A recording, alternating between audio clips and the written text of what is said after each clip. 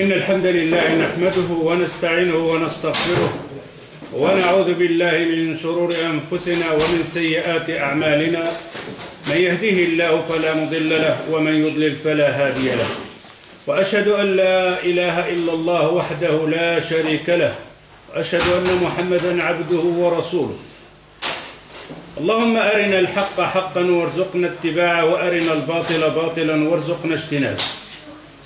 نعم، عنوان الدرس اليوم بإذن الله وهو التحديات التي تواجه الحجاب في الغرب.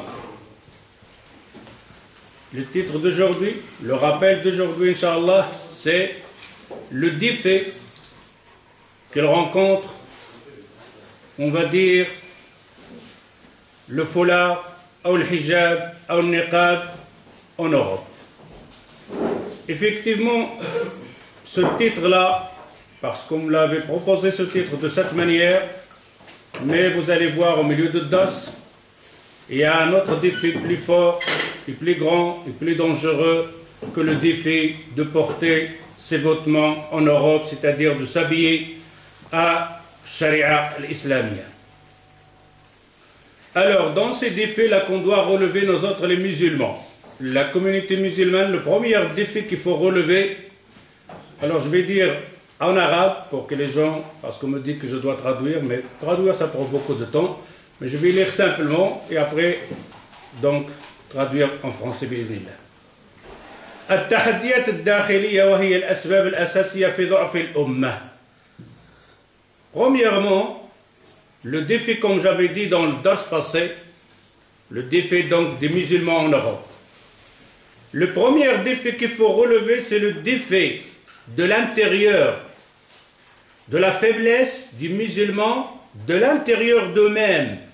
Quand on dit le défi de l'intérieur d'eux-mêmes, c'est-à-dire ne pas regarder à l'extérieur de dire l'ennemi tel, l'ennemi d'Amérique, les Juifs, le Mossad, etc., etc. Non. Le premier défi qu'il faut bien remarquer, c'est la faiblesse des musulmans à l'intérieur d'eux-mêmes. Car vous avez vu dans notre dars, quand le prophète sallallahu alayhi wa sallam a demandé à Allah azza wa jal de ne pas anéantir sa communauté par la sécheresse, Allah azza wa jal lui a donné. Mais quand il lui a demandé qu'il n'y aura pas une guerre entre eux, Allah lui a pas donné. C'est-à-dire à chaque fois qu'on voit il y a un défi, une faiblesse, comme on le voit maintenant, où est-ce qu'elle est la communauté musulmane? 1 milliard aidé. Et le pape a déclaré il y a 1 mois, 2 mois, la communauté musulmane, elle est plus que toutes les autres religions. Mais faible, il n'y a rien. Comme le prophète sallallahu alayhi wa sallam a dit dans certains hadiths. Alors le défi qu'il faut relever, c'est le défi de l'intérieur de soi-même. Des mosquées. Le défi qu'il faut relever dans les mosquées, à l'intérieur même, entre la communauté musulmane, dans ta maison, chez toi, dans le centre, dans la rue, dans toi-même. كلنا يقدر حجم المشكلة التي تعانيها المحتجبات ونقدر حجم الضغوطات التي تتعرض لها من أجل التنازل عن دينها والتزامها وهذه المشكلة ليست مشكلة المرأة فقط. On sait bien le défi de la femme musulmane qu'elle rencontre, les difficultés pour porter son foulard ou alors le niqab, de cacher son visage, des difficultés partout. Et ce problème ici n'est pas simplement un problème concernant la femme musulmane, concerne la communauté musulmane, hommes et femmes. Mais ici, on parle de la femme musulmane. Et pourquoi la femme musulmane? C'est la base. Et une fois que la femme musulmane, dans le foyer, dans l'école, dans la rue, il est sorti de l'islam, il s'est éloigné d'Allah Azza wa Jal, c'est toute la communauté qui va tomber. Ils vont tomber les enfants et ainsi de suite le reste. Et on a vu dans le dars le défi, les ennemis de l'islam attaquent les deux piliers, la femme, les enfants. La femme, les enfants. C'est la base. Alors, mais ce problème ne concerne pas simplement les femmes en Europe, ça concerne la communauté musulmane en Europe. Alors, puisqu'on sait que ce problème concerne des millions des musulmans en Europe, quand on dit des millions de musulmans en Europe, ne croyez pas que les musulmans dans les pays musulmans ils sont à l'aise. Comme je disais toujours dans mon terme, même dans les pays musulmans, le musulman il n'est pas laissé à pratiquer sa religion, la sunna du prophète sallallahu alayhi wa sallam, même dans les pays musulmans, même en Arabie Saoudite, partout. Et ça, ce problème donc des millions de musulmans, à ne pas le laisser se camper, se tenir à sa religion véridique, on dit la première chose qu'il faut faire. Ma sœur, puisque le titre concerne, on dit la femme. On dit à cette sœur-là, la première chose qu'il faut faire pour relever ce défi, pour rencontrer avec une force ce tsunami, ces problèmes qu'on met dans le chemin de cette femme qui a dit « Ashhadu an la ilaha illallah wa ashhadu anna Muhammadan Rasulullah. Amantu billahi rabban wa bil islam dina wa bi Muhammad nabiyyan wa rasula wa bil Qur'an dustura. » C'est la seule femme, il n'y a pas d'autre femme. Alors on dit à cette sœur-là, faites très attention à ne pas perdre les pédales. La première chose que tu dois avoir en toi-même, la force, l'arme idéale, dans le premier lieu, on écoute le hadith du prophète sallallahu alayhi wa sallam, c'est l'endurance, as-sabr. Ne flash pas trop vite, ne baisse pas les bras, ne dis pas c'est trop difficile, des lois, etc., partout, dans l'école, à la maison, les lois européennes, les lois musulmanes, etc., on dit simplement, quand je dis les lois musulmanes, je parle des pays musulmans, pas les lois sharia. Ceux qui se disent nous sommes musulmans. L'endurance, as-sabr. عن أنس رضي الله عنه قال قال رسول الله صلى الله عليه وسلم يأتي على الناس زمان الصابر فيهم على دينه كالقابض على الجمر. والحديث في الصحيح عفوا في سنن الترمذي وصححه الشيخ الألباني رحمه الله. Dans ce hadith, le prophète sallallahu alayhi wa sallam, il dit يأتي على الناس زمان. Il va venir un temps sur les gens. C'est qui ces nas? Les musulmans. Alors, on voit bien que le prophète sallallahu alayhi wa sallam, nous sommes des musulmans quand même. On croit à la parole du prophète sallallahu alayhi wa sallam. On sait que le prophète sallallahu alayhi wa sallam, quand il dit quelque chose, c'est comme ça que va se passer. Pourquoi? Est-ce qu'il connaît l'invisible? Non, c'est Allah azza wa jal qui lui a dit, ô Mohammed, dis à ta communauté, viendra un temps que ça sera difficile pour les musulmans. C'est quoi cette difficulté? Il dit As-sabiru fihim ala dinihi. Celui qui patiente, il endure pour pratiquer sa religion, kal-qabidu ala al-jamr. On a un problème ici, hein? Faites très attention. Nous autres, Ahl Sunnah wal Jama'a, on ne donne pas l'amthila, on donne al-usul. On ne donne pas des exemples. Telle personne. Non, on donne les bases. Et sur les bases, tu dois comprendre où tu es toi-même. Tu es là, tu es là. Ici, le prophète sallallahu alayhi wa sallam, il dit al-qabidu ala dinihi. Celui qu'il tient, qu'il pratique sa religion de ce temps-là, c'est comme il tient une braise dans la main, un morceau de charbon, un feu dans sa main. Ça brûle. Qu'est-ce qu'on peut comprendre de ça? On peut comprendre que simplement, dans ta vie, actuellement, si tu te sens que tu es à l'aise, que tu pratiques ta religion, etc., tu doutes de ta religion. Ta pratique n'est pas normale. C'est pas possible. C'est pas possible de pratiquer ta religion, la sunna du prophète sallallahu alayhi wa sallam, et tu es tranquille. C'est parce que si tu es tranquille, personne ne te cherche, personne ne te regarde, c'est parce que tu n'es pas sur la sunna du prophète sallallahu alayhi wa sallam. Tu es sur une religion à ton guise, à mesure que toi tu veux. Le vrai musulman, il doit ressentir ça. Il doit ressentir qu'il est regardé partout. On le cherche partout.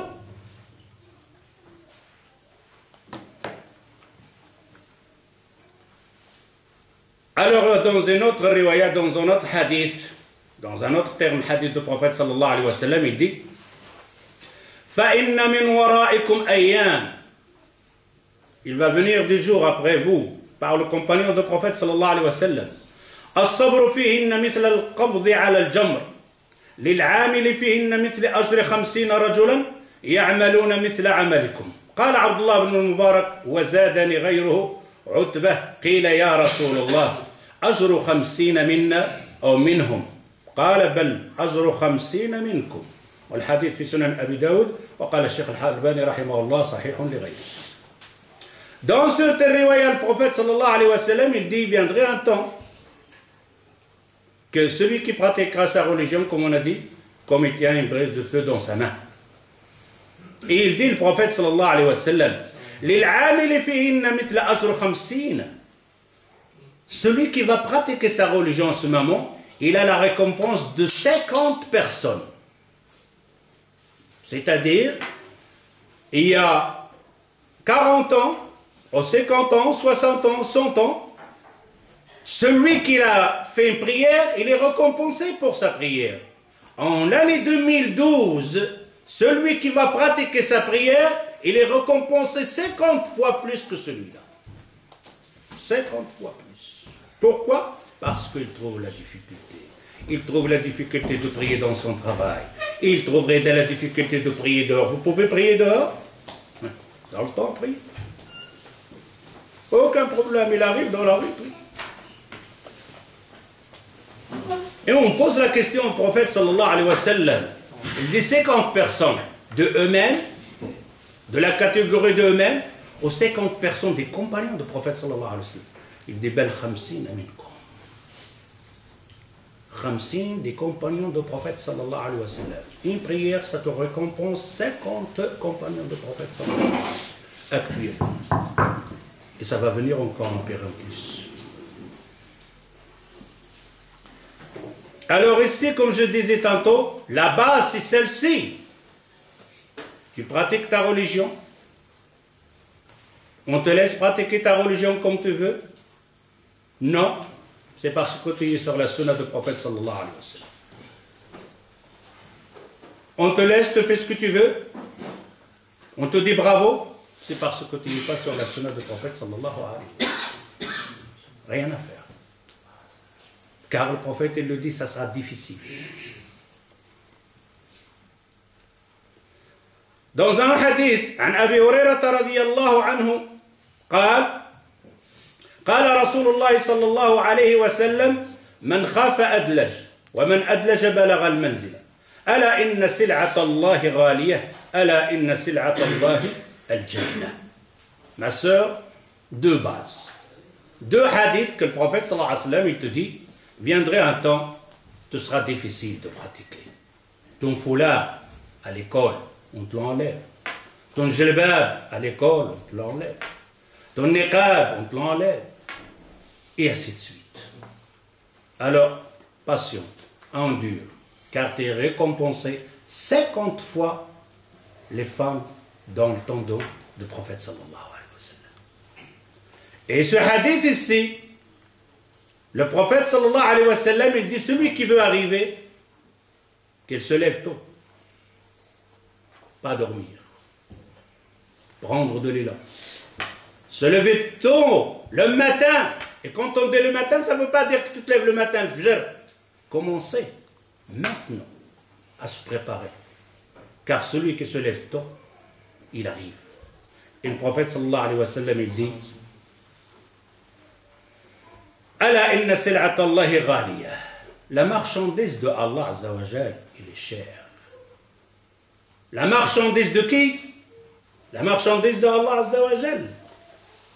Et la marchandise de Allah, c'est quoi? Al-Jannah, le paradis.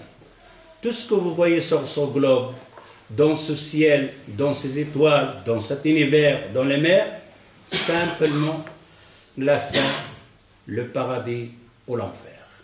Toute cette construction, à la fin, le paradis ou l'enfer éternellement.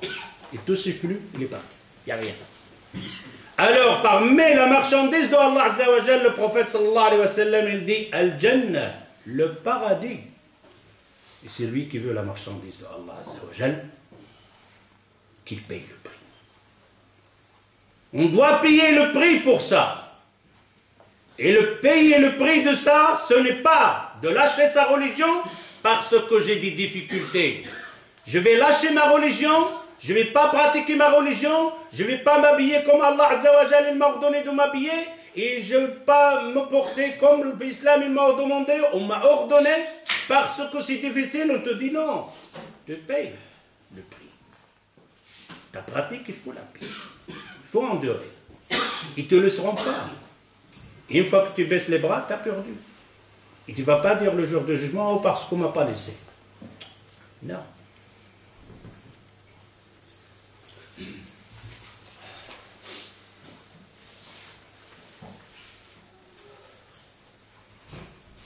ومن لا يستطيع أو ما لا يستطيع المسلم فعله بكامله اليوم بسبب ما يواجه من ضغوط فليفعل ما يستطيع منه على ما فيه من نقص حتى يصل إلى الكمال شيئا فشيئا.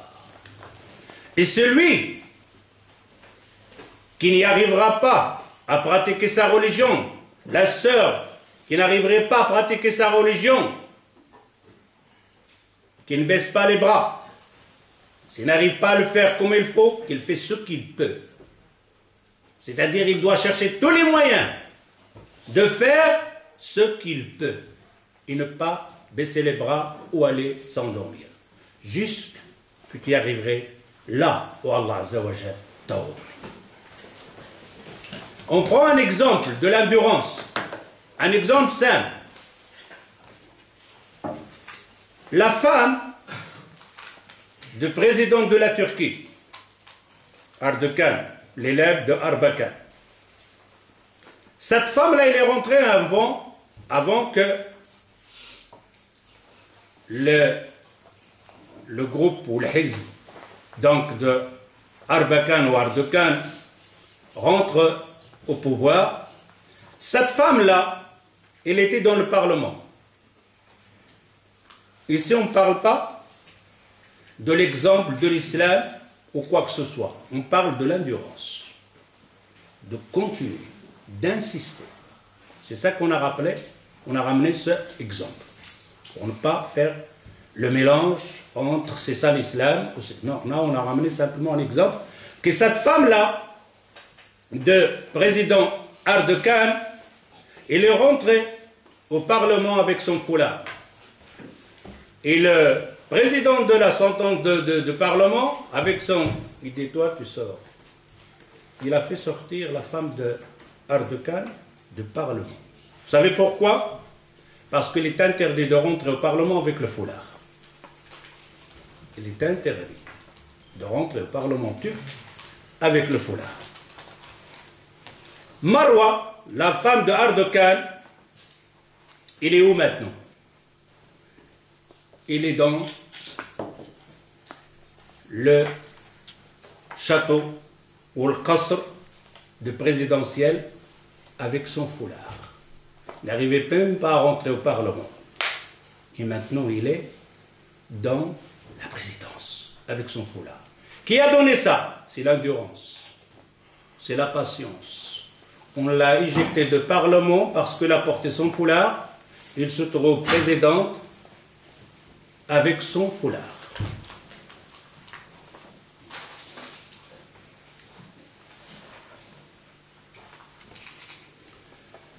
والتحدي هو في داخل الأمة الإسلامية قبل التحدي الخارجي. Comme on disait que le défi, il est à l'intérieur de la communauté musulmane avant que ce soit à l'extérieur ou l'ennemi de l'islam.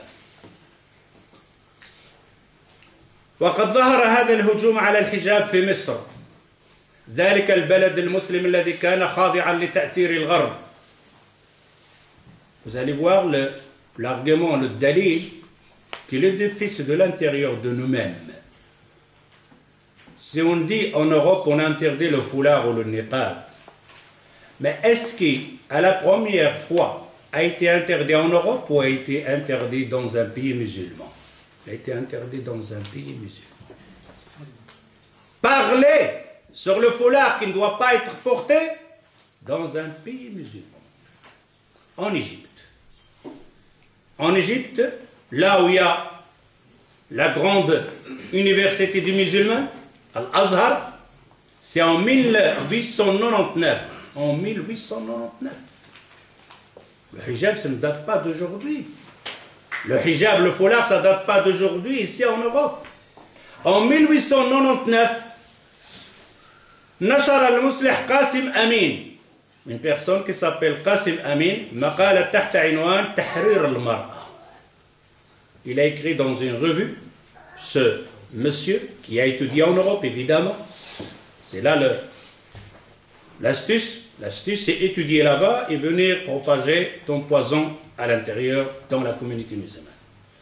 Alors, dans cette revue, il a écrit un titre, Tahrir al-Mar'a, libérer la femme. Libérer la femme. Parce qu'il est prisonnier. Il est prisonnier pourquoi? Il est enfermé pourquoi? Parce qu'il porte le foulard. Il porte le jilbab. Il faut la libérer, cette femme-là. وبعد عامين تبعه بمقال يعضد آراءه تحت عنوان المرأة الجديدة كرد على اعتراضات شيوخ الأزهر المتشددين. Après 2 ans, il écrit une autre parole, première parole, libérer la femme. Libérer de quoi? De ses vêtements. Il doit courir toute nue. Et on va comprendre libérer la femme de ses vêtements, comme on appelle le niqab ou le burqa, etc., une tente et tout ça. Al-Mar al-Jadida. La nouvelle femme. Nouvelle femme, je ne sais pas comment elle va sortir à nouveau. Quand elle est venue au monde, elle est toute nue. C'est comme ça qu'elle doit être. Libérer la femme de ses vêtements. Pourquoi il a écrit Al-Mar al-Jadida, la nouvelle femme, le nouveau modèle des femmes de la communauté musulmane? Parce qu'il fait une contradiction pour des paroles des savants de l'Azhar, qu'on appelle à ce temps-là, en 1899, Mutashaddidin. Comment on appelle ça, Mutashaddidin? Extrémisme. Radical. Des shuyukh al-Azhar radical. Pourquoi? Parce qu'ils disent non, la femme elle est obligatoire de porter le niqab et le foulard. Mais est-ce qu'encore cet Azhar parle de cette manière? Non. On regarde Tantaou, vous allez voir. Quand il dit la France, ou ici en Belgique, que la femme ne porte pas, il ne doit pas porter le niqab, le burqa, il ne doit pas cacher son visage, parce que c'est un manque de sécurité, on ne sait pas qui est derrière cette... Hein, c'est un fantôme, il fait peur. Ici, quand on regarde Tantawi, il est mort, rahimahullah, qu'Allah lui pardonne. Amin. Il rentre dans une université. Il rentre dans une université. Quelle université? De l'Azhar. Le grand usine qui fabrique des fatawas. Et il rentre dans cette école. Et une femme cache son visage. Il remet le niqab sur son visage. Et Tantawi, il lui dit, enlève le niqab. C'est la France, ça, c'est quoi? C'est l'Égypte. C'est l'Égypte, à l'intérieur de l'Azhar. Et cette institutrice, il dit à Cheikh Tantawi, le mufti de l'Azhar, dit non, parce qu'ici, qu'il y a des femmes simplement, ils ne portent pas le foulard, le niqab, on la voit, on la connaît, mais quand tu es rentré toi avec tout ton quincaillerie derrière toi, là, on dirait un président encore celui-là, tout à fait là. Il a caché son visage. Il répond à cette industrice d'une vulgarité, je connais la religion mieux que toi et ton père. Je connais la religion mieux que toi et ton père. Est-ce qu'il va arrêter ici, Tantaoui? Non. Il va sortir un article pour l'Azhar. Il est interdit de porter le niqab dans l'Azhar, dans l'université de l'Azhar. C'est qui ça? Un ennemi de l'islam ou un musulman? Un musulman, un mufti, un cheikh de l'Azhar. Alors vous voyez le défi qu'il faut relever, ce n'est pas de l'extérieur. Le défi c'est ici. Si on regarde encore la Tunisie, Bourguiba, il est mort aussi. Bourguiba, lui, il a fait tout à fait la guerre contre les Français pour libérer la Tunisie. Et quand les Français sont sortis de la Tunisie, une vieille femme de 50 ans comme ça, quand Bourguiba il marche dans la rue, cette femme-là, elle vient devant lui pour le remercier pour ce qu'il a fait, son combat, etc. Il la regarde, il avait le foulard comme ça, cette femme-là. Il prend le foulard, il dit maintenant enlève le foulard. Quand les Français t'ont dit alors le foulard, il ne fallait pas le faire. Mais maintenant c'est nous qui le disons, c'est les musulmans. Il a oublié Allah, celui-là. Il a oublié Allah, il croit que le foulard ça a une concernance français-musulman. Toi ou moi, Allah, il dit enlève. Et cette femme-là, il a enlevé le foulard. C'est qui ça? C'est la France? Non, c'est pas la France. C'est pas la Belgique. C'est des musulmans. Alors le défi qu'on doit relever, c'est de nous-mêmes, dans nos centres, dans nos mosquées, comme on a dit. Pourquoi celui-là, ce monsieur Qassim Amin, dit libérer la femme? Parce qu'il voit, il a une idée qu'il a apportée d'ici, de l'Europe. Il a étudié en Europe, en France aussi. Il a apporté une idée, et lui, il voit que l'économie musulmane, l'économie des pays musulmans, elle est très bas parce qu'on a éliminé la main-d'œuvre de la femme. Technologie. Car on a retardé la moitié de la communauté musulmane. On a retardé les femmes, on les a mis dans le foyer. Il n'y a pas une participation dans l'économie dans les pays musulmans. Il faut libérer la femme. C'est ce que l'Europe a fait. A libéré la femme quand il lui a donné le droit de travailler. Et la pauvre femme, elle s'est fait léser encore une fois. Même en Europe. Depuis quand le travail a libéré les gens? Vous êtes libérés, vous, les ouvriers? Hein? Ils ont augmenté l'économie, oui. Mais regardez les foyers en Europe. Regardez les foyers en Europe. Regardez l'éducation. Les relations entre le père et le fils dans les foyers européens. La femme qui est sortie pour travailler. Levez-vous vers 5 heures du matin, allez à la gare du Midi, à la gare du Nord. Vous allez la femme comme elle a été libérée. À 5 heures du matin, il court avec son sac, son sandwich et peut-être son petit maquillage pour rattraper le tram pour arriver. Et encore, c'est là un enfant de courir, de le jeter dans une crèche, comment on appelle ça? La crèche. Pour aller travailler. Quelle vie. Il a été libéré, cette femme-là. Alors il ne faut pas demander qu'est-ce qu'il subit, cette femme encore, à l'intérieur de son travail. Effectivement, il a un pouvoir maintenant, il a un salaire. Quand son mari il parle, il dit hey, moi aussi j'ai un salaire. On se sépare. C'est pour ça qu'on a vu toutes les divorces passer en Europe. Vous savez combien, vous pouvez poser la question en Europe, combien de mariages il y a? Combien de divorces il y a? Maintenant, ils ont trouvé quand même une solution. Mais même cette solution ne fonctionne pas. Cohabiter. Peur, qui est l'ennemi. Il n'y a plus de mariage. Cohabiter. Hein? On vit ensemble. Pas de mariage, pas de responsabilité, rien. On est d'accord, on continue, on n'est pas d'accord, on change. On est libre. Alors ce monsieur, il dit, oui, il faut libérer la femme. Il faut que la femme participe à l'économie dans les pays musulmans.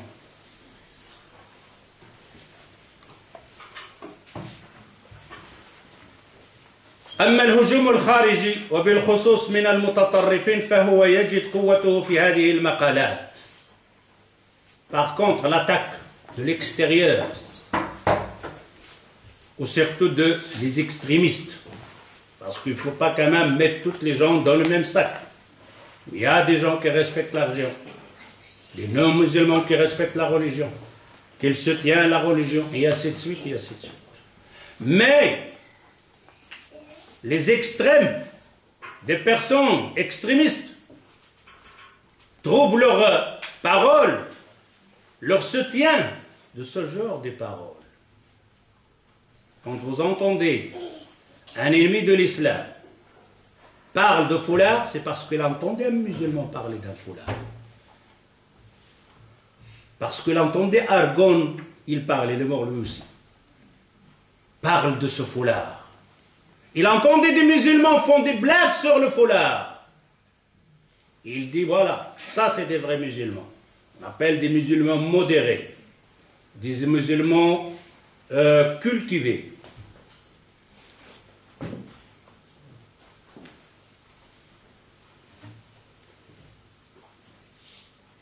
ومن التحديات التي لا تساعد الفتاة المسلمة عند البحث عن هويتها في هذه المتاهة بسبب المطالبة المختلفة التي ينتظرها الوالدين والمدرسة والأصدقاء ومكان التعلم أو المجتمع الديني أو الحي السكني. Parmi les difficultés qui trouve cette femme-là pour pratiquer sa religion, premièrement la difficulté que ses parents lui font, des parents de la fille. Et on connaît beaucoup de femmes, des sœurs, ils ne peuvent pas porter le foulard. Vous savez par qui, pourquoi? Par son père, ou par sa maman. Ou alors l'école. Alors imaginez cette femme qui porte le foulard au niqab. Son père à la maison lui dit enlève ça, enlève cette étoffe de là, ou alors fais quelque chose de petit comme ça, une petite casquette. Mais pas le grand foulard là. On n'est pas ici au désert, on est ici en Europe, pays civilisé, avancé. Enlève ça. Si jamais il échappe à son père, c'est l'école. Si jamais il échappe à son père, il va rencontrer la difficulté à l'école.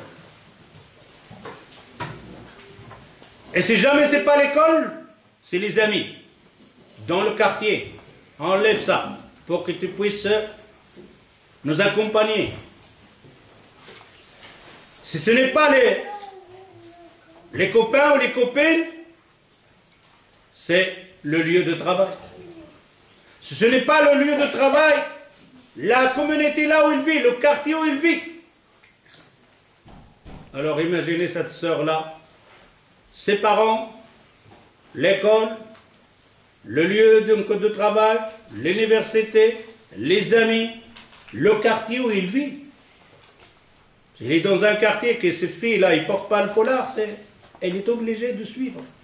Autrement, on ne lui dresse pas la parole, on ne parle pas avec, on ne rigole pas avec.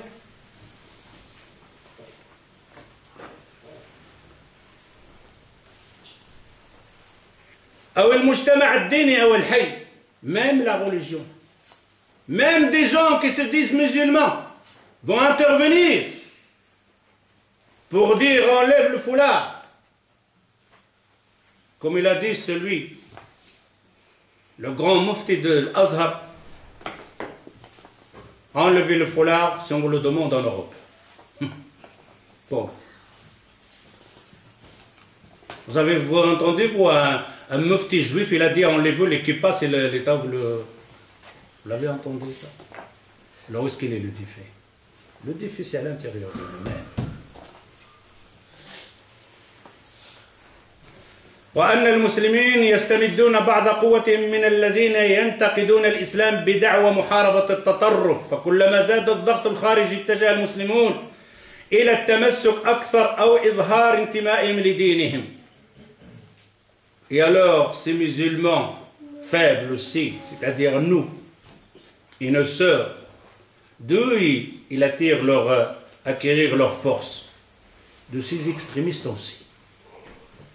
Ces extrémistes, quand ils se lèvent contre une pratique, une religion, vous allez voir la contre-action des musulmans, de faire le contraire.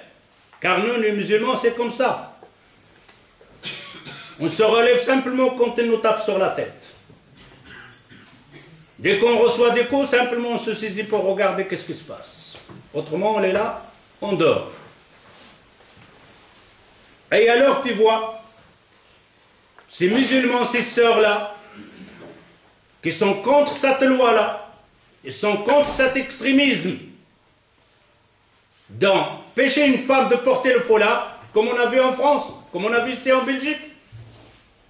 Quand on interdit le foulard à l'école, on a vu plusieurs de filles, de sœurs qui portent le foulard. Ils ne portent pas eux le foulard, ils n'ont rien à voir avec le foulard. C'est simplement une contraction. La liberté de s'exprimer, les laisser là, alors on met tous le foulard. Les musulmans, ils portent ce foulard. Pourquoi tu portes le foulard? Parce que celui-là, il dit qu'il ne faut pas mettre le foulard. On dit ce foulard qu'on vous portez là, c'est bien. C'est bien comme foulard. Mais dans ce foulard, il y a un défaut. Il ne faut pas porter un foulard pour faire contraction quelqu'un ou contrarier quelqu'un. Il faut porter le foulard pour Allah. Tu as un problème car ce foulard que tu as fait là pour contrarier quelqu'un, pour faire plaisir à ton père, pour faire plaisir à ta copine, ce n'est pas un foulard. Ce foulard, il va tomber. Dans la première secousse, tu vas l'enlever. Car on voit maintenant des sœurs qui vont à la mosquée. Le samedi et dimanche peut-être. Où il a son foulard, il est dans son sac. Quand elle arrive à la porte de la mosquée, il va mettre le foulard. Comme font certaines non-musulmans. Quand elle arrive à la mosquée, il met un étoffe sur la tête. C'est la même chose. Un respect de leur tradition. Comme font certains quand ils vont en Palestine. Israël, entre parenthèses. Ils vont porter le kippa, comme ça, pour respecter ça. C'est pas un foulard. Ma soeur, ce foulard que tu as fait pour faire plaisir à ton père, ou faire le plaisir à ta communauté, ou faire le plaisir au contrarier quelqu'un, un extrémiste, qui a rigolé sur ton foulard, ou une soeur qui porte le foulard, on dit ce foulard que tu as porté c'est bien, mais il y a un défaut dedans. Il fallait porter ce foulard pour Allah, uniquement pour Allah, pour personne d'autre. Alors là, c'est un bon foulard.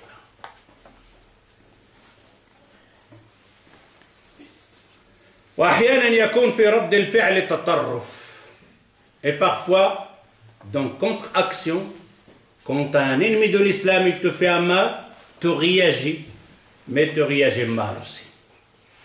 Tu réagis extrêmement aussi. Tu ne réagis pas juste comme l'islam t'a ordonné. Tu dépasses les limites. Tu dépasses la réaction, contre-action, sans réfléchir, tu fais plus de tort que de bien.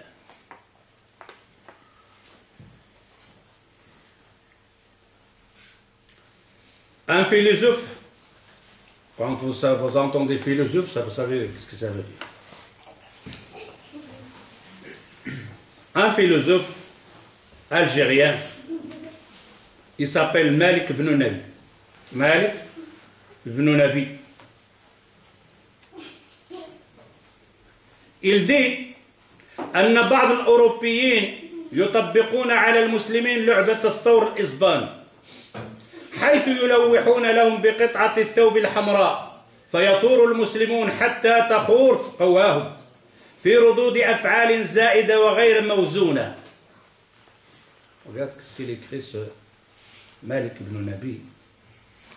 Il dit les Européens jouent avec les musulmans le jeu de taureau espagnol.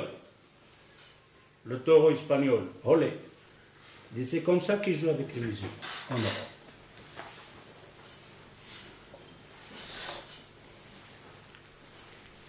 On lui simplement faire apparaître un étoffe, une loque rouge, et vous voyez le taureau, il est parti pour attaquer cette couleur. Il dit c'est comme ça qu'on fait avec les musulmans en Europe.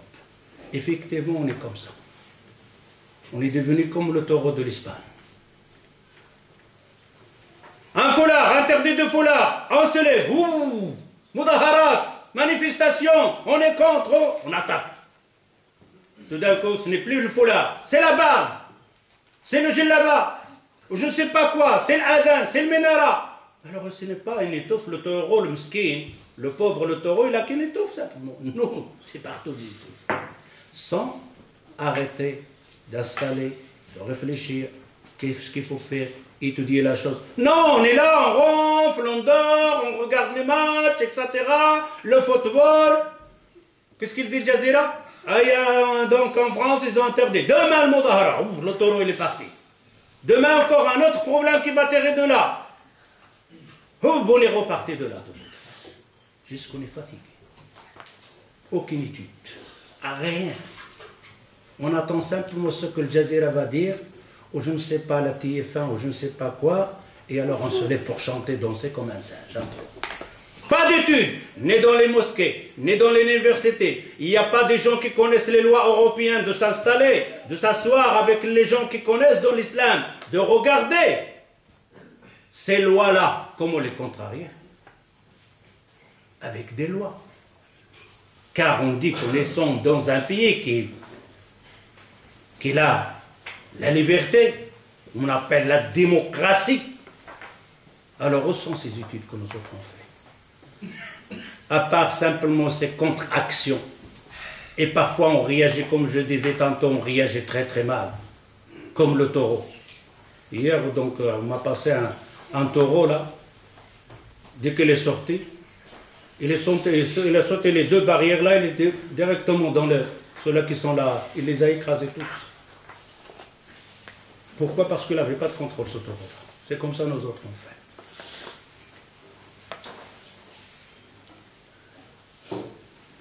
Et il dit يجعل العالم الإسلامي كله ينتفض في غضب فهذا يعني أننا غير ناضجين بما يكفي.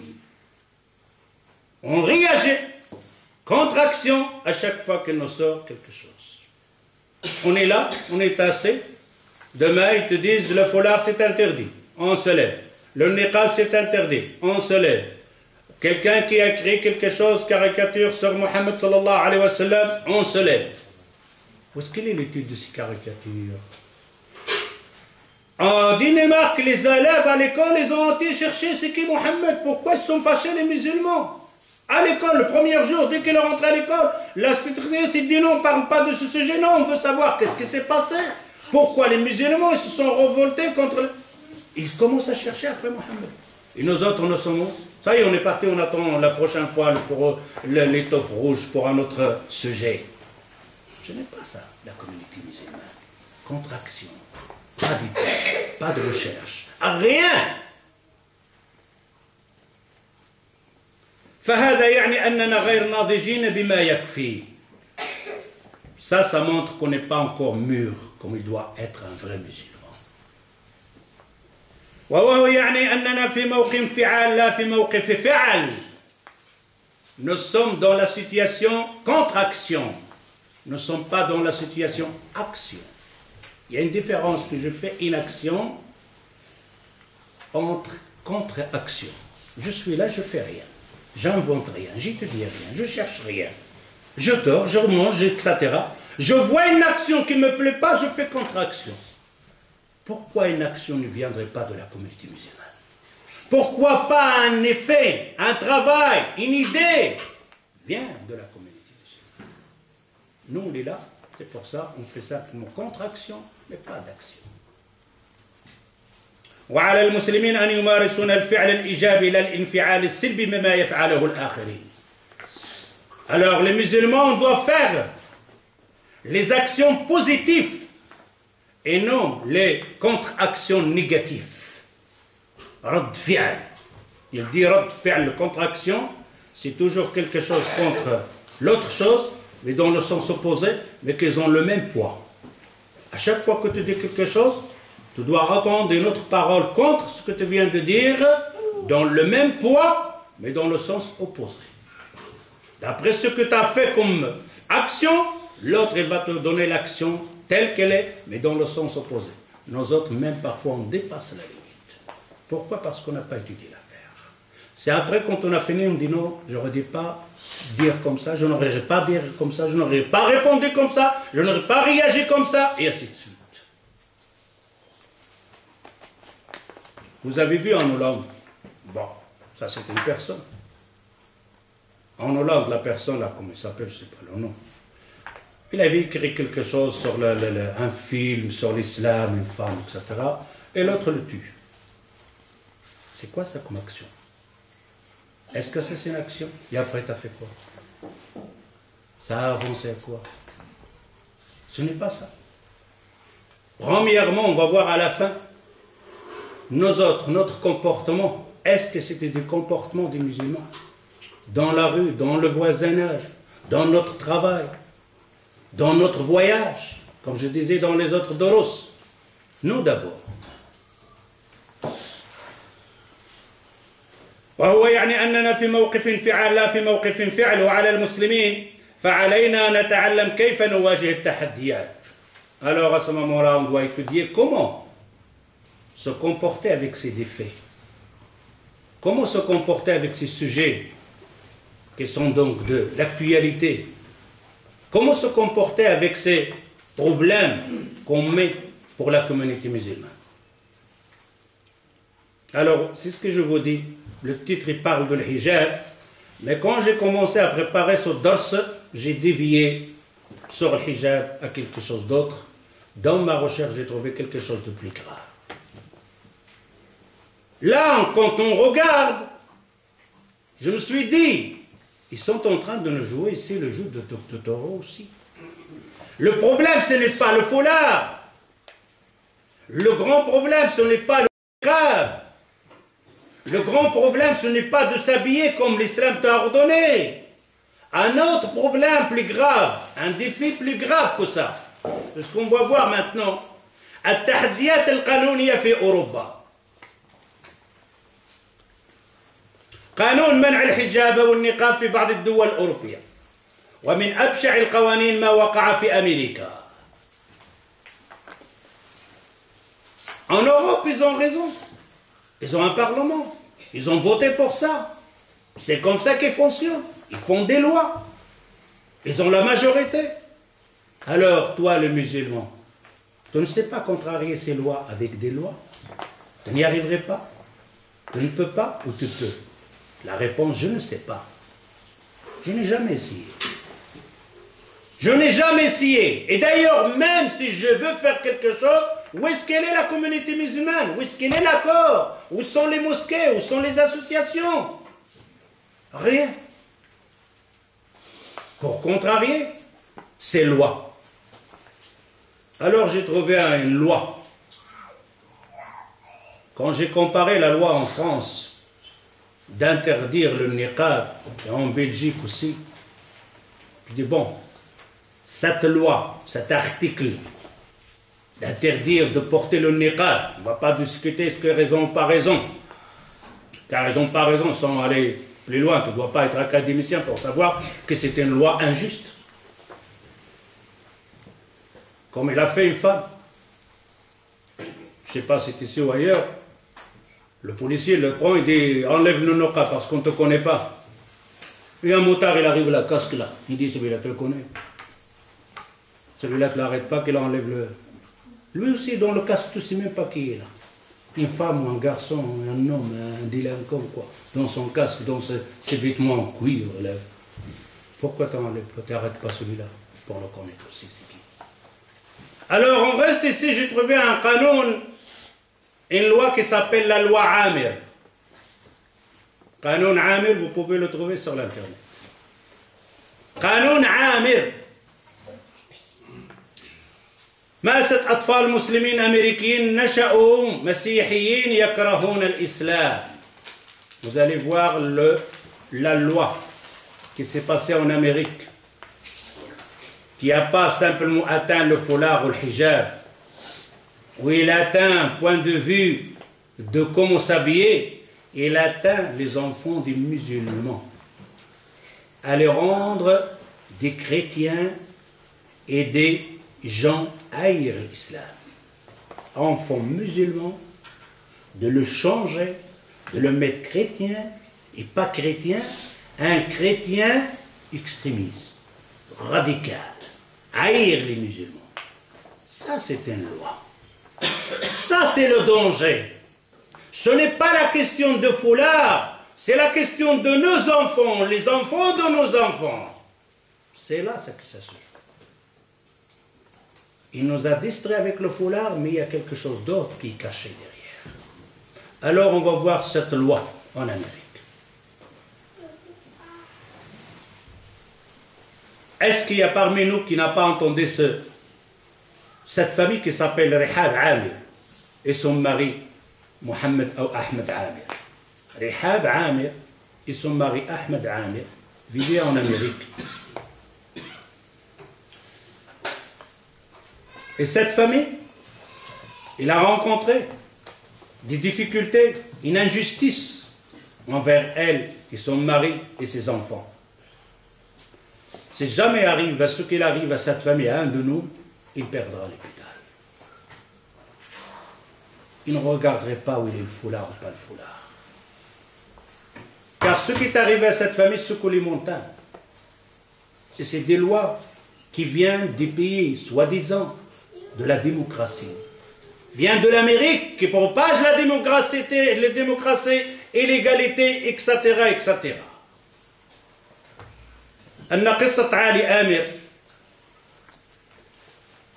C'est une question de tahaddi. L'histoire de Rihab Amir et Ahmed Amir, c'est une histoire qui nous lance encore un autre défi que le défi qu'on vient de parler de foulard de hijab. لقد فقدت هذه الأسرة الكريمة ابنها بسبب قانون جائر. Cette femme a perdu ses enfants à cause d'une loi injuste en Amérique. يعطي سلطات كبيرة للجهات المختصة بحماية الأطفال بطريقة لا تراعي قيم التنوع والتعدد الذي يتميز به المجتمع الأمريكي. On a des organisations en Amérique qu'on appelle protection d'enfants. On a ça en Europe aussi, protection d'enfants. C'est-à-dire une organisation, un ministériel spécial, surveiller nos enfants, que nos enfants ne soient pas battus, que nos enfants ne soient pas laissés. Magnifique. C'est une bonne organisation. On vous remercie.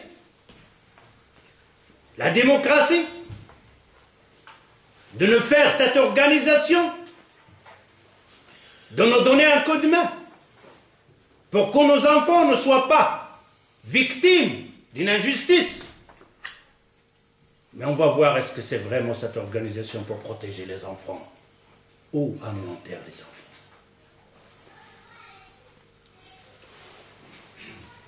Cette organisation en Amérique, il n'a pas fait attention à la multitude en Amérique des races et des religions. L'Amérique, c'est quoi l'Amérique? C'est quoi la race de l'Amérique? C'est de tout.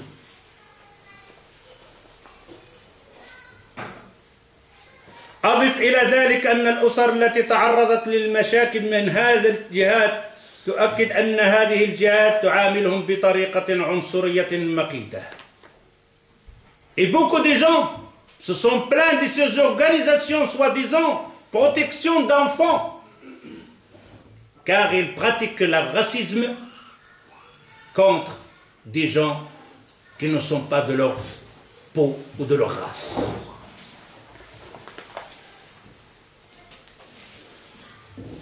كلنا في الجالية العربية نعيش في قلق دائم ومتواصل عندما يتعرض أي طفل من أطفالنا إلى حادث عادي. Tous on connaît ça en Europe. Peut-être il y en a parmi nous qui connaissent ce genre de loi de protection de l'enfant. Il connaît que l'enfant, peut-être même à l'école, on lui donne un numéro de téléphone. Si jamais ton père il te frappe, te téléphone à son numéro de téléphone. On connaît que nos enfants, si jamais ils arrivent à l'école avec un bleu dans la main ou un bleu dans le visage, demain tu es convoqué à l'école pour te dire c'est quoi ça? On dit ça c'est magnifique. Ça c'est magnifique. On nous sommes tous à fait d'accord avec vous. Mais soyez justes. Soyez justes. Ne vous cachez pas derrière ces instructions, ces vitrines, mais derrière, il y a ce qu'on va voir maintenant. Tous on connaît ça. Si jamais un enfant petit, il tombe, on est là à trembler de peur qu'il te l'enlève. Car c'est jamais cette organisation de protection d'enfants. Il ressent que tu as fait de tort à ton fils, que tu l'as frappé, tu l'as maltraité, il te l'enlève. C'est là, on est à avoir peur pour nos enfants. Oh, ils ont peur pour nos enfants et nous on a peur pour nos enfants. Et c'est arrivé, c'est en Belgique. Un frère, Orsalim, il le connaît, je le connais. Je ne sais pas, c'est passé en 98, comme ça. Il avait une petite fille. Il avait 2 enfants, un enfant et une petite fille. Cette fille-là, il a commencé à manger ou il n'arrive pas ici, quelque chose qui... Il s'étouffait. Et alors sa maman, ou alors elle est tombée, je ne me rappelle pas exactement qu'est-ce qui s'est passé, tombée ou quelque chose comme ça. On le prend à l'hôpital, en urgence. Le frère et sa femme, voilà. Quand on a déshabillé, on l'a trouvé, la petite bébé ici. Il avait 2 ans, quelque chose. Plein de bleus. Plein de bleus. On l'a arrêté sur place. On l'a enlevé l'enfant. C'est quoi ce traitement-là? Des bleus. Des bleus des queues. Des coups. Un bleu, c'est-à-dire t'as frappé. Des coups. Bleu, Youssaoui, des coups. Ne cherche pas plus loin. On lui a enlevé sa petite fille. Mais il dit, c'est pas possible. Heureusement qu'ici, ils ont fait une recherche. On fait une recherche approfondie. Et tout d'un coup, à l'hôpital, ils ont trouvé que cette fille-là, et après, des bleus qui sont enlevés, des autres bleus qui arrivent. Et dès qu'on la touche, ils crient. On appelle ça des maladies de l'os, des os très faibles. Dès que tu la touches, elle commence. C'est ce qui s'est passé ici à cette famille-là. Alors, on va voir cette histoire donc, de la loi en Amérique et la comparaître avec la loi de l'hijab, de ne pas porter le hijab et le niqab. تعود جذور قانون عامر إلى مأساة أسرة مسلمة بدأت منذ 25 عام. Cette histoire de la famille Amir a commencé il y a 25 ans. حين فقدت أسرة أحمد عامر الأمريكية المسلمة طفليها محمد 3 سنوات وسهير سنة واحدة. Cette famille, cette femme Rihab Amir a perdu ses 2 enfants. On lui a enlevé ses 2 enfants, Mohamed, 3 ans. Et sa fille, 1 an. 2 enfants, on lui enlève à cette femme-là. En 1985. بعد اتهام الأم رحاب عامر بالإهمال الذي أدى إلى مقتل طفلها ذي العامين سمير. On lui a enlevé ses 2 enfants après avoir accusé Rihab Amir d'avoir délaissé son fils Samir. Il a délaissé son fils qui est mort à cause d'elle parce qu'il n'a pas pris bien soin de son fils. جراح جروح أصيب بها عقب سقوطه في حوض الاستحمام. À cause que l'enfant ici Samir, il était dans la salle de bain et il est tombé dans la salle de bain. On va voir, il te dit وتتذكر الأم تلك اللحظات بأسى بالغة وتقول cette maman Rehab, il dit je me rappelle de ce jour-là, ce jour que son fils Samir il est tombé dans la salle de bain. تحركت بعض خطوات فقط للرد على الهاتف فسقط الطفل في حوض الاستحمام. Il avait son fils pour lui laver dans la salle de bain. Le téléphone sonne, il s'éloigne un petit peu pour répondre au téléphone. Le petit enfant glisse, il tombe.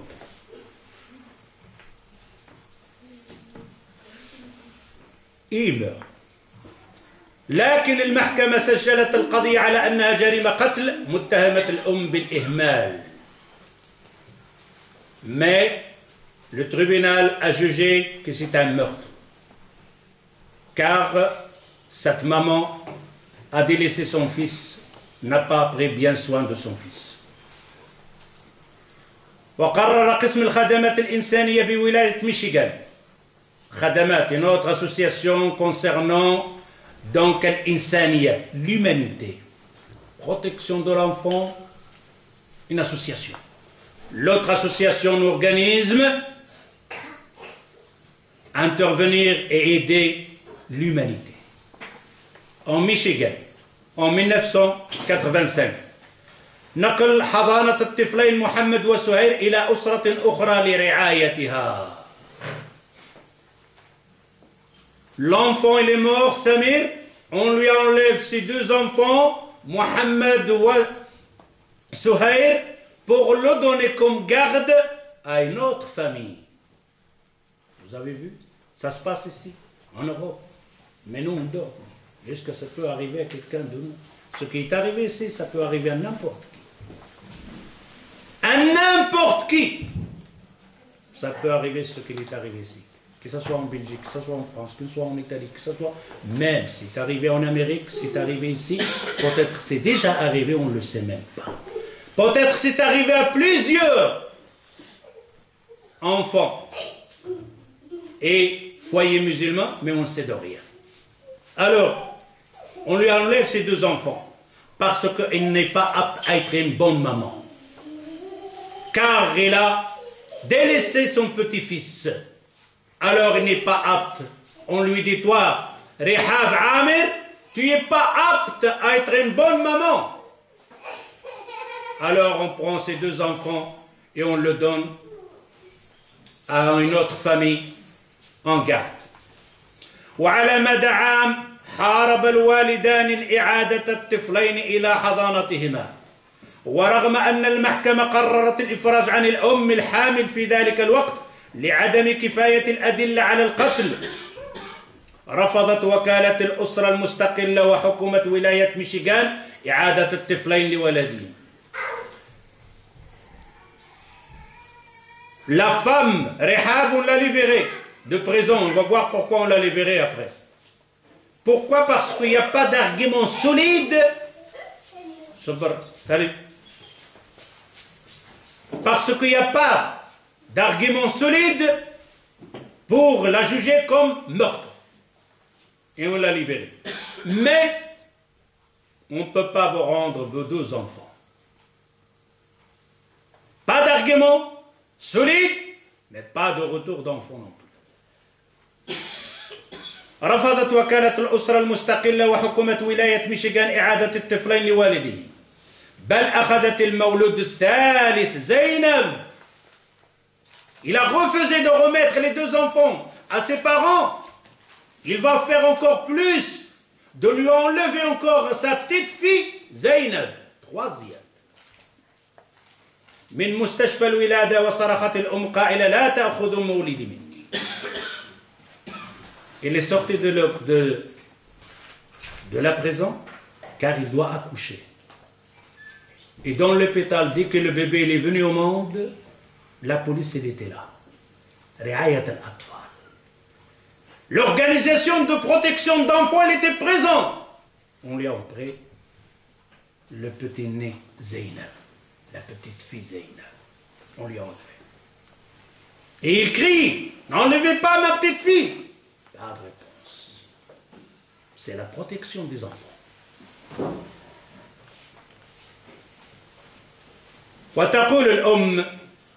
La maman dit, vous pouvez, si vous entendez parler aussi en anglais, vous pouvez l'entendre, il est sur l'internet aussi. تقول الأم أخذتها في حضني وهمست في أذنها باسمها الحقيقي ثم قلت لها ماما لن تتخلى عنك. Il dit, je me rappelle encore. Je l'ai pris dans mes bras. Je lui ai chuchoté dans son oreille. Ma petite fille Zaina, maman ne te laissera pas. Et après il parle. ولجأت إلى الله سبحانه وتعالى أن يصبرني. Il dit ولجأت إلى الله سبحانه وتعالى أن يصبرني ويقويني حتى يعود أطفالي إلي لقد أخذوا كل أطفالي الثلاثة. Il dit je me suis dirigé vers Allah Azza wa Jalla de me patienter, de me donner la force car ils m'ont enlevé mes trois enfants. La loi, le défait de perdre tes enfants. Pas que tes enfants, ta fille ne porte pas le foulard, Kadhafi, on l'enlève complètement. Foulard ou pas foulard. Où c'est qu'il est la communauté musulmane? C'est ce qu'on va voir après, Inch'Allah. قالت الأم رحاب عامر حتى عندما تقدم أخي بالتماس لرعاية الأطفال رفضت الولاية السماح له بذلك رغم أنه حصل على حق رعاية أطفال آخرين من قبل. Regardez la démocratie. Les frères qui sont habillés ou assommés par ce mot de la démocratie, des pays civilisés, des pays avancés. Quand son frère, le frère de Rihab Amir, il s'est présenté pour prendre les enfants en garde, on lui a refusé. On a refusé à l'oncle de prendre ces enfants-là en garde. Et il dit, et mon frère, il a d'autres enfants, on lui a donné d'autres enfants en garde, des autres enfants de quelqu'un d'autre. C'est-à-dire qu'il avait la capacité de prendre ses deux enfants en garde. Car il a des autres enfants en garde. Malgré ça, la juge a refusé ça, de lui donner ses petits-neveux en garde.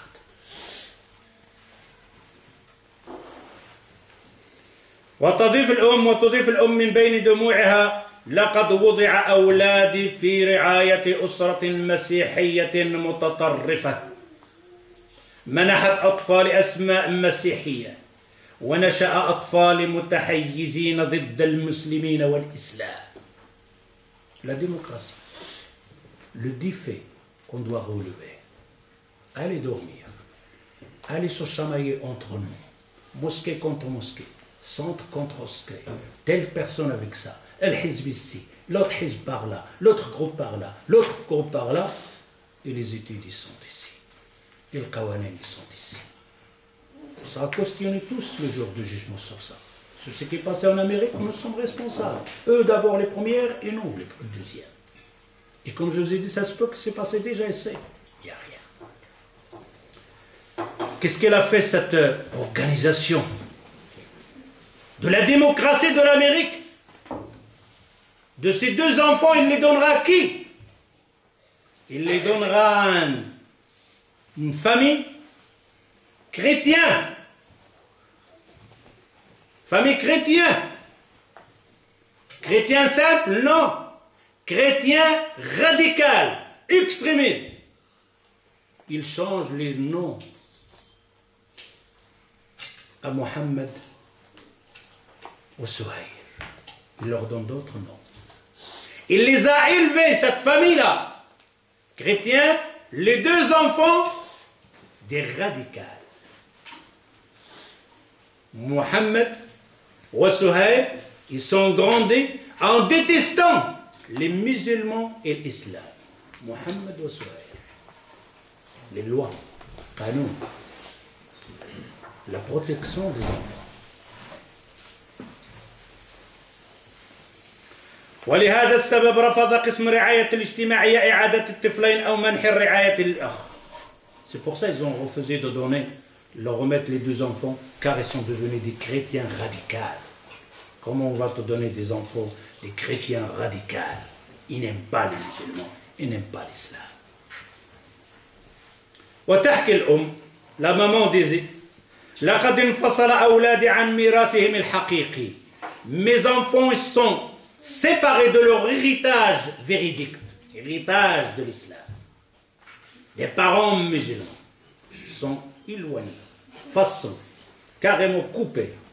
إنهم لم يعودوا يتقبلوا أصلهم الإسلامي ولا من أين أتوا.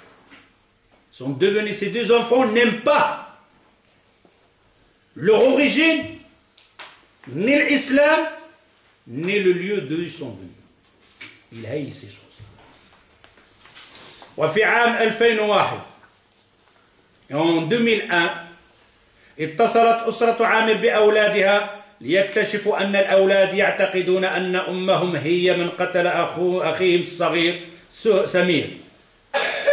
On a donné l'autorisation un jour que la maman téléphone à ses enfants Et la surprise, il entend ses enfants lui parlent et en lui disant « Tu es meurtrier, tu as tué notre frère. » Une maman, imaginez ça. Imaginez cette situation de cette maman. Est-ce que ça va encore nous réfléchir pour dire le foulard, le hijab, etc. quand on regarde ce qui se passe? Ces deux enfants accusent leur maman comme qu'elle a tué leur frère. Faqat al-ibn al-akbar Muhammad, excepté le fils, le grand Muhammad, alladhi asbaha ismuhu Adam, que son nom a été changé, on l'appelait Adam, ce n'est plus Muhammad, يعتقد أنه أمه بريئة وزارها حين كان عمره 18 عاما. Excepté son fils Mohammed, qui s'appelle maintenant Adam, qui lui a rendu visite quand il en avait 18 ans. ومن بعد هذه الزيارة قررت الأم أن تبرئ نفسها تماما من تهمة القتل. Quand il lui a rendu son fils Mohammed la visite et que les autres enfants l'accusent donc qu'elle était une meurtrière qui a tué leur frère, a décidé d'amener, de continuer le combat, l'endurance, de ressortir l'affaire pour s'innocenter, pour dire que je n'ai pas fini. En 2003 نجحت الأم في الحصول على قرار بإعادة الكشف على جثة الطفل. En 2003, il a réussi, cette femme-là, cette femme solide, cette femme musulmane, de ressortir le corps de bébé qui est mort pour refaire encore les analyses. Une autre autopsie, de nouveau. حيث أعلن طبيب سويدي متخصص في هشاشة العظام بمؤتمر ميشيغان أن الطفل سمير مصاب بنوع نادر من هشاشة العظام يتسبب بتلك الجروح التي أدت إلى وفاة الطفل، وكانت الأم قد اصطحبت طفلها إلى المستشفى عدة مرات مؤكدة أنه يصرخ بمجرد ملامسة جسده. Un médecin suédois du Suède, après l'autopsie et la recherche, a trouvé que Samir, il est mort d'une maladie qu'on appelle hashashat al-'azm, faiblesse d'os. Dès que tu tombes, tu peux mourir. Et que la maman n'a rien à voir dans l'affaire.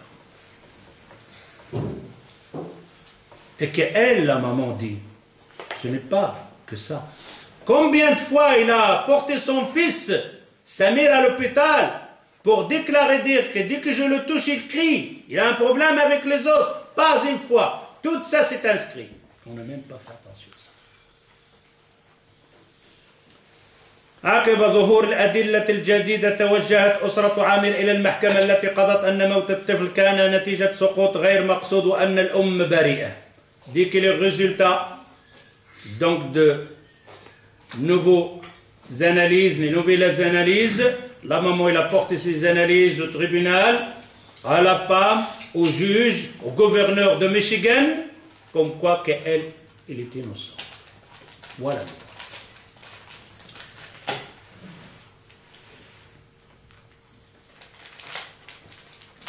وإن الأسرة أعادت علاقتها بطفلها حتى أن الابن الأكبر محمد سجل على صفحته في الفيسبوك اسم أمه رحاب عامر. On a donné à cette femme-là le droit de contacter ses enfants. Le droit de contacter ses enfants. Et même son fils Mohamed, il a écrit son site Facebook le nom de Rihab Amir. لكن الابنتين زينب وسهير ترفضان الحديث مع أم. Mais Suhair ou Zainab, les deux filles, ne veulent pas parler avec leur maman. Ils refusent tout dialogue avec leur maman. وفي عام 2006 بدأت أسرة عامر السعي لإصدار قانون يلزم الولاية بنقل رعاية الأطفال إلى أقاربهم. وبالفعل نجحت أسرة عامر عام 2010. Et en 2600, la femme Amir, Rihab Amir et Ahmed Amir, ils ont entamé une procédure pour faire sortir une loi qui évite aux autres enfants cette injustice. Effectivement, en 2010 بإصدار القانون الذي أصبح يحمل اسم الأسرة في 14 ديسمبر 2010 وقعت جينيفر حاكمة ولاية ميشيغان قانون عامر. En 2010, la gouvernante de Michigan, Jennifer, elle a signé une loi qui s'appelle Qanun Amir en Amérique. Qanun, l'article ou la loi de Amir. Il porte le nom de Amir en Amérique. الذي يلزم قسم الخدمات الإنسانية بالولاية بنقل حضانة الأطفال الذين يعانون انتهاكات إلى الأقارب أولا، فإن لم يكن لهم أقارب يمكن نقلهم إلى أسر أخرى، وذلك مراعاة للبيئة الأصلية التي نشأ بها الأطفال. تقول الأم. Ils ont fait cette loi-là, que c'est fini ça. Quand on trouve une maman qui n'est pas apte à surveiller ses enfants, à éduquer ses enfants, on prend les enfants et on les donne dans la garde de la famille, pas en dehors. Et si jamais il n'y a pas dans la famille, on le donne à des familles dans la même religion. Musulmans, musulmans, chrétiens, chrétiens. Ça, c'est la loi de Amir. Et la femme, il dit ici, Rihab Amir, لقد سقط أطفالنا ضحية ولا يمكن أن ندع أطفال الأسر الأخرى يقعون ضحية قسم رعاية الولاية. Il dit, mes enfants, ils sont tombés, victimes d'une injustice, victimes d'une démocratie. Mais on ne peut pas croiser les bras et laisser les autres enfants d'autres familles musulmanes tomber dans la même injustice. Regardez cette femme comme elle pense. Elle a perdu ses 3 enfants. Il réagit, une réaction pour protéger les autres enfants. Nous sommes les autres. On fait quoi? Ça, c'est une femme, toute seule en Amérique. Alors, ce qui est arrivé ici, à cette famille-là peut arriver à n'importe qui de nous. Alors, cette femme-là qui a fait tout son travail, une femme avec son mari, à ce moment-là, on se dit, voilà le tahaddi. Voilà où il est, le défi. Où sont quel est ce défi de Jam'iyat? Où sont les associations? Où sont les mosquées en Amérique? On entend encore ces dernièrement, il y a un qui va construire la mosquée tout près de là où on a fait tomber les deux statues. On va construire une mosquée là. Vous savez combien de millions que ça va coûter cette mosquée-là? Des millions et des millions. Malheur à nous. Les mosquées, des millions. Où sont les associations, les jami'at de l'Amérique, les protections d'enfants pour protéger cet enfant? Pour remettre ces enfants à cette maman qui est victime. Où ils sont? Où sont ces associations? Où sont ces mosquées? Où sont ces musulmans-là qui font des mudaharat avec le petit panneau? Où sont ça? Une femme, toute seule, te fait sortir une protection pour tes enfants. Et nous, les associations, on te dit, je construis une mosquée à des millions et des millions de dollars. Ça sera la plus grande mosquée, oui, après. La remplir avec quoi?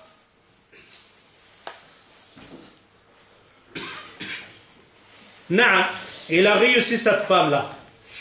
Toute seule, sans association, sans mosquée, sans organisation, ni protection d'enfants, ni protection de l'humanité, ni rien du tout. Tout seul. Alors on dit que la paix soit sur toi, que la paix soit sur toi, ma soeur Rihab Hamid. Hamid, toi et ton mari. Par contre, la communauté musulmane, on lui dit malheur à toi. Malheur à nous, si on continue encore à se chamailler entre nous, parce qu'on a 2 idées différentes, parce que toi tu penses autrement, et moi je pense autrement, je te déclare la guerre. Voilà où il y a la guerre. Voilà où il y a le défi. Voilà où il faut se retrousser ses manches. On n'arrive même pas, comme je disais tout le temps, on n'arrive même pas à ramener une loi, pas pour protéger nos enfants, une loi pour nous donner un droit d'un cimetière pour enterrer nos enfants. On n'arrive même pas. Toutes les autres communautés ont leur cimetière. La communauté musulmane n'arrive même pas à sortir, arracher une petite loi, donnez-nous une passerelle de terre, enterrer nos enfants, de ne pas courir avec les boîtes enfermées comme des sardines, chacun dans son pays. Ça, c'est le défi. Malheureusement, on n'est pas encore là. On est là simplement à te dire, qui es-tu? Qu'est-ce que tu penses? Tu penses comme moi? Tu es mon frère. Tu ne penses pas comme moi? Tu crois que ça, c'est pas obligatoire? Tu es mon ennemi. Je te déclare la guerre.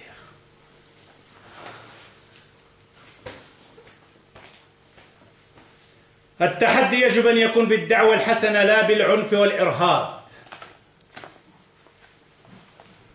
Vous savez cette histoire-là en France qu'ils ont un riche, un millionnaire a fait une caisse spéciale pour toutes les femmes qui portent le niqab. Toutes les amendes qu'ils ont, ils déportent le niqab et moi je paye les amendes. Je dis c'est bien, magnifique, masha'Allah alik. Un millionnaire.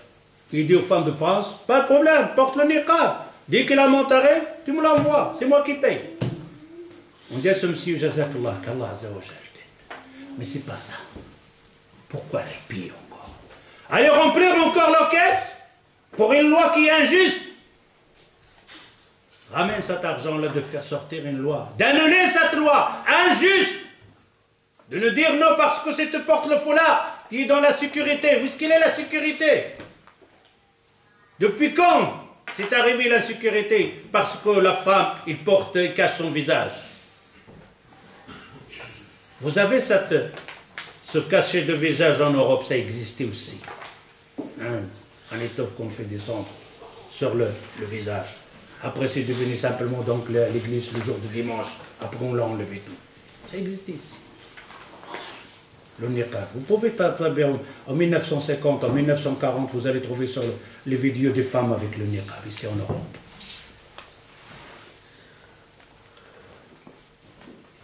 Alors le tahaddi, relever le défi, ça doit être de propager l'islam. Propager l'islam avec la bonne parole. Pas avec le contre-action, pas avec des poignées, pas avec des armes, pas avec des insultes. Comme l'autre là, j'arrive pas à l'oublier celui-là, en écrivant à la reine de la Hollande, Qadimoun, c'est ça la dawa. On arrive la reine, on arrive, t'arrives où? Et l'autre là, il me fait un vidéo ici devant l'Atonium, devant le palais royal. Oh, demain, on va construire ces mosquées. Ben, c'est les mosquées, on en a plein de mosquées. Et si tu es dans la basilique pour la mosquée, tu fais quoi? La mosquée, c'est ici, dans ton cœur. Dans ton comportement. À faire peur aux gens. C'est quoi ça? C'est l'islam.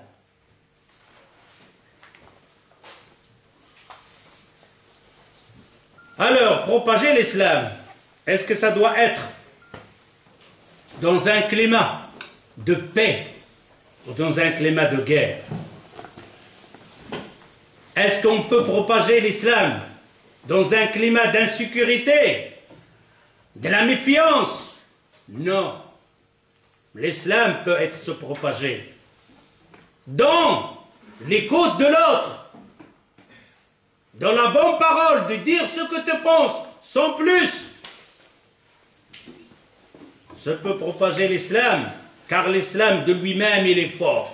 Tu n'as pas besoin encore d'employer ce que tu dis, les armes.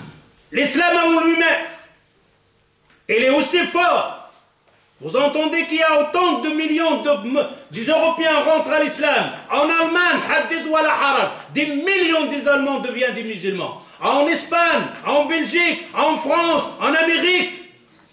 Vous croyez que ceux-là qui sont convertis à l'islam par notre comportement ou par notre parole de dire n'arrivons? Non. Ils ont vu le Coran, ils ont entendu de l'islam, ils ont entendu parler de Mohammed sallallahu alayhi wa sallam.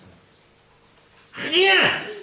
Par le comportement, absolument rien. Si tu fais le calcul des millions qui sont convertis en Allemagne, ça n'a rien à voir avec le comportement des musulmans. C'est simplement quand ils ont vu dans l'internet le Coran, la parole d'Allah, la parole du prophète sallallahu alayhi wa sallam.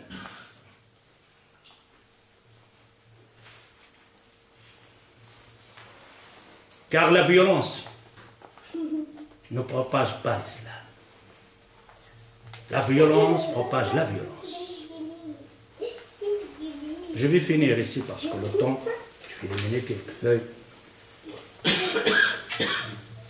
Je veux dire, peut-être quelqu'un va dire, eh non mon frère Abou Shaima, c'est le sabre, le prophète sallallahu alayhi wa sallam, il a fait les combats, la guerre. Oui, la guerre contre celui qui me fait la guerre. La guerre à celui qui me déclare la guerre. À n'importe qui. Alors je veux donner ici Sulh al-Hudaybiyah. Sulh al-Hudaybiyah, c'est-à-dire une paix car le prophète sallallahu alayhi wa sallam a signé un contrat entre le prophète et les gens de Quraysh qu'on appelle Sulh al-Hudaybiyah. Le prophète sallallahu alayhi wa sallam il arrive pour aller faire le pèlerinage de Médina à la Mecque car on a foutu le prophète sallallahu alayhi wa sallam et ses compagnons de la Mecque. Mais les Qurayshites ils sont venus au milieu de chemin. Oh prophète, tu ne vas pas faire le pèlerinage chez nous. Mais on te propose quelque chose. Qu'on fait la paix, parce qu'il y avait une guerre entre le Medina et Mecca. On fait une paix. Pas donc de violence. Pas d'attaque contre l'un et l'autre. On fait une paix. Voyagez comme vous voulez. Parlez, désirez ce que vous voulez. Pas de guerre. Et parmi ces articles, il y avait 5 ou 6 articles. Je ne vais pas dire tous ces articles. Bon, je vais les lire comme ça. On arrête la guerre pendant 10 ans entre le prophète sallallahu alayhi wa sallam. أن يرد المسلمون كل شخص يأتي من قريش مسلما بغير إذن قريش. Et ainsi de suite, les bonheurs, etc. Et on connaît l'histoire, quand il a écrit que le prophète Mohammed Rasulullah, il s'est mis d'accord, l'autre dit non, enlève Mohammed Rasulullah. N'écris pas Mohammed le messager. Mohammed, on ne te connaît que Mohammed. Le prophète, il dit à Ali Mohammed. Dis au prophète, il est le messager. Écris Mohammed. On veut la paix. On veut la paix. On veut sécurité. On veut un climat de l'âme. Et parmi ces articles de cet accord avec le prophète, sallallahu alayhi wa sallam, il y avait un article vraiment que c'est quelqu'un des Quraysh qui devient musulman à partir de maintenant. Et qu'il devient musulman, il dit Ashhadu an la ilaha illallah wa ashhadu anna Muhammadan Rasulullah, vous devrez le remettre à Quraysh. Qu'il le tabasse. Vous avez vu quel article? Le prophète, le messager. Est-ce que le messager il est dans le bon chemin? Oui. Et le Quraysh fait un article avec lui, un accord avec lui. C'est jamais à partir de maintenant, un Quraysh, un mécréant devient musulman, vous ne le laissez pas avec vous devrez le remettre à nous, et nous autres on va lui arranger. Et le prophète, il est d'accord. Allah. Un musulman qui dit Ashhadu an la ilaha illallah, tu le prends et tu le rombes. C'est quoi ça? C'est ce qu'ils disent les autres. C'est quoi ça? C'est une faiblesse. Ce n'est pas une faiblesse. On cherche quelque chose d'autre. On cherche un climat de paix parce que cet islam il se propage tout seul. Car Allah Azza wa Jalla dit, cet islam, le prophète il dit cet islam rentrera même dans le dernier cabane à l'Amazonie. Avec toi, sans toi. Allah va faire grandir cet islam avec toi, sans toi. Toi simplement viens dans le bon chemin. L'article, ce n'est pas ça simplement. Et si jamais un musulman devient mécréant, il va chez Quraysh, le Quraysh ne doit pas le remettre. Et le prophète, il dit, je suis d'accord. Vous avez vu ça, l'article? C'est quoi comme article? On fait la paix, un Quraysh devient musulman, te retournes chez le kuffar, ils vont t'emprisonner, te frapper. Un musulman, tu le lâches pour l'air. Un musulman devient mécréant, on ne va pas te le rendre. D'accord. Omar ibn Khattab, il n'arrive pas à saisir la chose. Il dit, Ya Rasulallah, alasna ala haqq, nous ne sommes pas sur le bon chemin. Est-ce que la vérité elle est avec nous? Le prophète, il dit oui. Il dit alors pourquoi cette zul, comme on appelle zul, cet abaissement, hein? Cette humiliation, pourquoi cette humiliation? On est là, on est shabab, on déclare la guerre. Qu'est-ce que c'est que cette loi? Un musulman va le rendre. Et le prophète, il le regarde. Il dit, Ana Rasulullah, voilà une Qadimoun ya Qadimoun. Il dit, je suis le prophète. Je suis le messager. Allah Azza wa Jal ne va pas me laisser. T'occupe pas. Il dit, ya Rasulullah, t'avais pas dit qu'on va faire l'Umrah? Car parmi les articles qu'on a fait, ils ne doivent pas faire l'Umrah cette année-là. Ils doivent retourner du milieu de chemin. Ne rentrez pas à la Mecque. L'année prochaine. Omar, il dit, ya Rasulallah, tu ne nous avais pas dit qu'on va rentrer à la Mecque pour faire l'Umrah? Le prophète, il dit, je te dis cette année? Il dit non. Il dit, tu vas faire l'Umrah. Omar ibn Khattab, il va chez Abu Bakr pour voir. Il dit, Abu Bakr, nous ne sommes pas sur la bonne vérité? Il dit oui. Il dit, pourquoi cette humiliation? Il dit, Omar, ça c'est le prophète. Il sait. Et Allah ne va pas le laisser. La paix, fini. Et la paix, ça ne va pas durer longtemps. Même pas 4 ans. Il en reste encore 6 ans. Et les Qurayshites vont rompre le contrat. Vous savez combien ils sont rentrés dans ce 4 ans dans l'islam? Il n'y avait pas de guerre, il y avait la paix. Les musulmans voyagent dans les villages. Ils parlent. Ils prêchent la parole d'Allah Azza wa Jal. Des milliers qui sont rentrés dans l'islam. Après 4 ans, nous autres, on a combien ici en Europe? Combien d'années qu'on a ici? Combien de musulmans sont rentrés par notre prêche de la parole? 4 ans. Qadimoun? 4 ans. Le prophète va rentrer à la Mecque avec quoi? 10 milliers de soldats derrière lui. Pendant 4 ans. Tous les villages sont convertis à l'islam avec prêcher la parole. Installés, prêcher la parole. Il est rentré avec la parole. Ni guerre, ni combat, ni rien. Force. 4 ans. On a 50 ans, 60 ans ici en Europe. On n'arrive même pas à sauver un. Alors je finirai avec l'histoire de Mus'ab ibn Umayr. La paix. Climat, sécurité, pour comparaître avec cette da'wa de l'islam, avec cette da'wa de l'intégrisme. Et quand je dis l'intégrisme, pas au sens européen, l'intégrisme, c'est-à-dire nous, les fanatismes ici qui sont dépassés leurs limites, les extrémistes musulmans, qui explosent les gens, qui fait les bombes et qui te dit Allahu Akbar. Bon, Allahu Akbar. Sauter les enfants et les femmes dans un train. Tuer une personne parce qu'elle a écrit une parole. Tu ne sais pas parler, toi. Tu n'as pas d'argument. Tu n'as pas la vérité. Mus'ab ibn Umayr. قال سعد بن معاذ للأسيد بن خضير لا أباك لك انطلق إلى هذين الرجلين إلى غير ذلك قد أتينا إلى غير je vais couper parce que le temps je vois ici ثم أقبل إليهما فلما رأى سعد بن زرار إلى غير ذلك قال فوقف عليهما ici Mus'ab ibn Umayr, le prophète sallallahu alayhi wa sallam l'a envoyé comme on appelle comme cela pour prêcher la parole à Medina.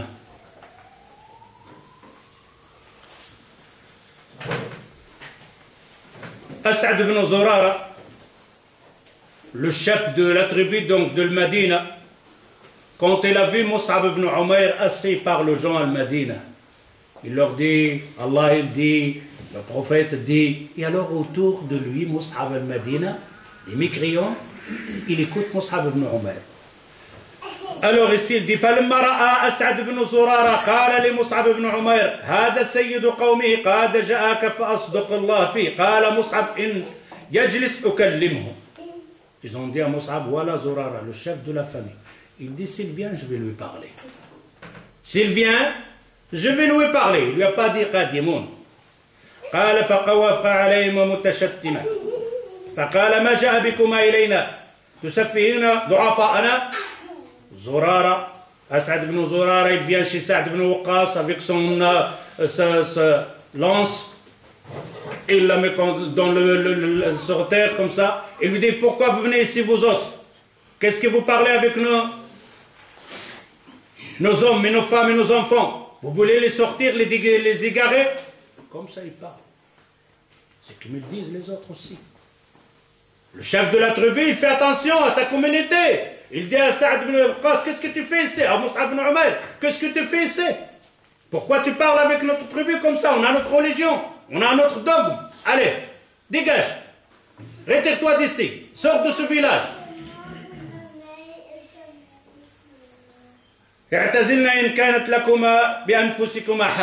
Retirez-vous de notre village si vous avez encore envie de vivre. Autrement, alors on va voir Qadimoun comment il va réagir. مصعب بن عمير فقال له مصعب أو تجلس فتسمع فإن رضيت أمرا قبلته وإن كرهته كف عنك ما تكره. قال أنصفت ثم ركز حربته وجلس إليهما فكلمه مصعب بالإسلام وقرأ عليه القرآن فقال فيما يذكر عنهما والله لعرفنا في وجه الإسلام قبل أن يتكلم في إشراقه وتسامه. ثم قال ما أحسن هذا الكلام وأجمله كيف تصنعون إذا أردتم أن تدخلوا في هذا الدين؟ قال له تغتسل فتطهر وتطهر ذنوبك ثم تشهد شهادة الحق. Vous avez vu? La propagation de l'islam, ce n'est pas une question de ça. Ce n'est pas une question de dénigrer l'autre personne. Ce n'est pas une question des armes, c'est une question de prêcher la bonne parole avec la bonne manière. Mus'ab, il dit à ce chef de la tribu, quand il lui a dit, tu dois sortir de notre village, écoute la parole. Mus'ab, il est sûr de sa parole. Il sait ce qu'il y a dans le Coran. Il dit, tu veux bien t'asseoir, t'écoutes, regarde, c'est un choix. T'écoutes. Ça te plaît ma parole?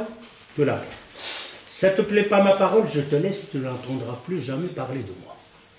Quelle religion? Quelle manière de religion, de choix, simple, clair, net. Écoute-moi, je vais te dire quelque chose. Ça te plaît ce que je viens de dire? Tu le prends. Ça te plaît pas? Je vais rien te dire, tu ne me verras plus. Khalas. Comme il a dit Allah Azza wa Jalla, le prophète sallallahu alayhi wa sallam, أما من استغنى فأنت له تصدى وما عليك ألا يزكى. Celui qui ne veut pas cette religion, tu es là à le chercher.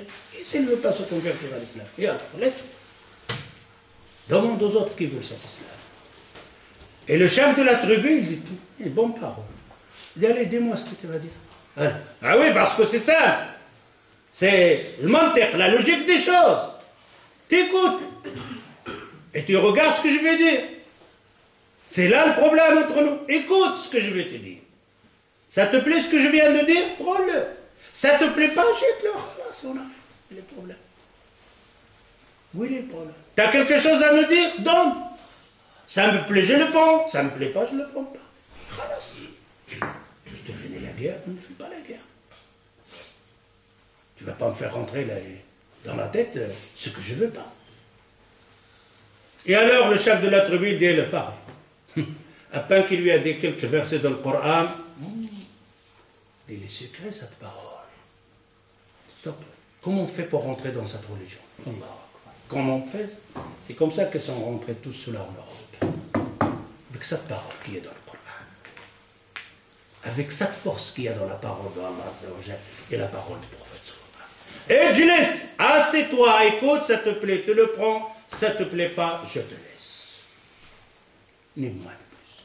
Tu entends la parole de Allah Azza wa Jalla, Allah il ouvre ton cœur, alhamdoulilah. Tu n'arrives pas, il est fermé, je ne peux rien pour toi. Khalas. Ça c'est la dawa, ça c'est le défi qu'il faut faire. نكتفي بهذا القدر إن شاء الله. سبحانك اللهم وبحمدك، أشهد أن لا إله إلا أنت، أستغفرك وأتوب إليك، والسلام عليكم.